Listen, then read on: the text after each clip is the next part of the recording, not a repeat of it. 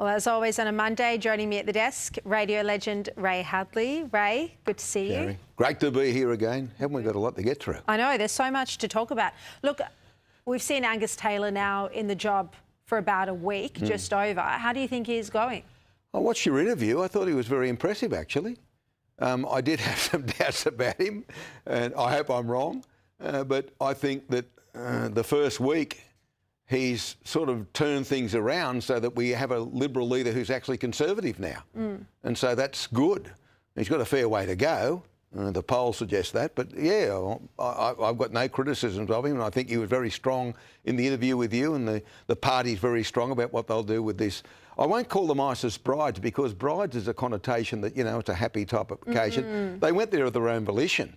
Some of them, yeah. Yeah, and the other thing is, I heard him talk about what the Prime Minister has said about Scott Morrison.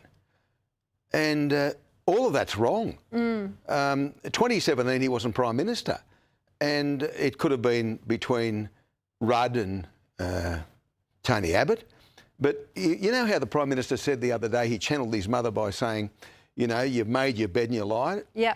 Now, his mum would have been the same sort of generation as my mum. There's another expression too that mothers would have said that he should pay a note to. Oh, yeah? And that would have been, Anthony, if you keep telling lies, you'll get pimples on your tongue.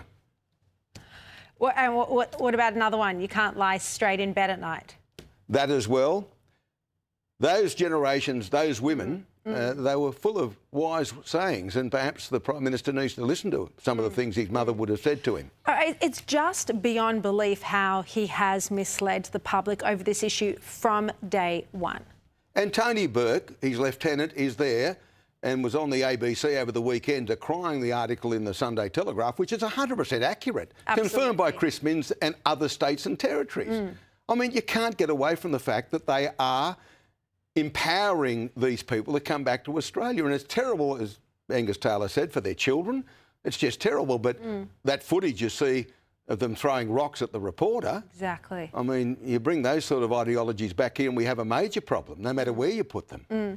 It's also a question of leadership. Like, often over the period that Albanese has been Prime Minister, you get the sense that he doesn't want to actually accept the responsibility that comes with the top job. You know, he never does anything. He turns a blind eye until he wants the issue just to go away.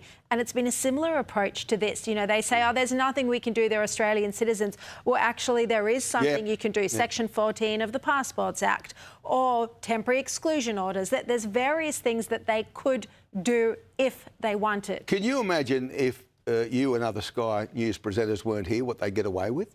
I mean, because Section 14 of the Passport Act says he can do something, or not him, but the minister can and his delegate can. Yeah. If there's a danger in any way to our security, they just say, well, you're an Australian citizen, but you're not getting your passport back, you're not coming back here. And he keeps saying this line that all I'm doing is what I should be doing.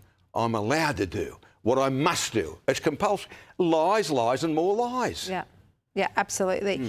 I want to ask you about another story. South Australian Premier Peter Malinauskas made kind of a pretty unusual comment on Friday afternoon. He was speaking about migrants. Now, just watch this comment and think that had someone like Pauline Hanson said this, how the media reaction might have been different. Sure. Here he was. My message to One Nation voters is, who's going to feed you and bathe you and wipe your bum when you're 90? Right? Because it ain't going to be your kids. Because if I get my way, they're going to be working on submarines. Now, I actually couldn't believe he'd said that when he first said it. Well, if you trace his history, he's born in Adelaide. His paternal grandmother came from a war-torn Hungary after World War II. Now, I don't know whether she was wiping bums when she got here or not, but she married a Lithuanian, another immigrant. And the people who came to this country after World War II, like his grandmother, paternal grandmother, and many others from Italy, Greece and all parts of Europe, including Lithuania, including Hungary, have made a big difference to our country. Absolutely. And if he's referring to more recent immigrants, if he thinks that's all they're doing, he lives in a strange world. And sometimes Adelaide and South Australia more particularly can be a strange world. It's rather sheltered over there. But you would Ray, think you're gonna all of our South Australian viewers are going to be upset. Look, I played golf with a big South Australian today, and he'd give an Astro a headache. But the thing about this is, he of all people should be attuned to the fact that he shouldn't be saying things about Australians or Australians that have become Australians from other parts of the world. They do much more than he's illustrated there to try and score points against Pauline Hanson. Absolutely. And you think the incredible success story, as you mentioned, from so many migrants who have really built this country into what it is today. Like him. He's a premier. Like him. Exactly. Like him. Exactly. Now, Ray, last week on this show, when you came on, Pauline Hanson had just said some offensive remarks that ended up running for the entire week without going back into them. You had some good Aussies come visit you this week. Well, it's funny, you know, I dwelled on what I said about Pauline, and Pauline's been backpedalling at 1,000,000 miles an hour because sometimes Pauline just shoots from the hip and she doesn't think much about what she's saying. And all of a sudden, no, I'm not saying all Muslims are bad. And yes, we hate Islamic terrorists. We all hate them, no matter who you are. Muslims, moderate Muslims, hate them because of the damage they cause. So through the week, I had 2 young fellas working at my place. And I said to one of them, it was really hot. I said, do you want a drink? And he said, no, we can't. And I said, why not? He said, Ramadan. He said, we can't eat between dawn and dusk or drink. It was really hot. So then I engaged with him. I said, you're Muslim, obviously. Yes, we are. From Somalia in 2006. Both of them. And we were talking for probably 20 or 30 minutes in between them doing jobs and working hard.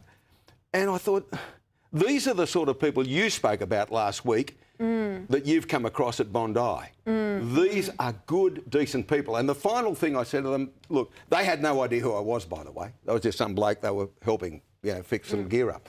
And I said, did you hear what Pauline Hanson had to say?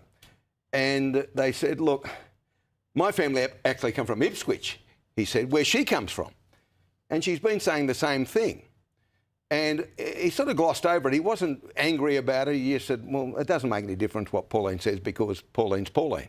But it was another illustration. At the time, I said to my wife, I wish Pauline was on the phone now. I'd ring her and say, have a talk to these young blokes. This is who you're talking about. You know, when you generalise about Muslims. And yes, there are some people of the Islamic faith who we can do without. But there are many, many more who we need. Because they, the moderates, are the answer to the question by shutting down the extremists. And they're the best hope of shutting down the extremists, those that come here for all the right reasons, not the wrong reasons. Exactly. The vast majority of Muslim Australians are moderate, share the same values, family values, fairness, equality, you know, everything. And we need, you're exactly right, we need the moderate Muslims tackling this, standing up to it as well. As many have after Bondi. Exactly. As many have. Exactly. All right, Ray, thank you so much. All right, catch you next week. And I'll see you right here next week. I'll be here. Thanks a lot. Bye.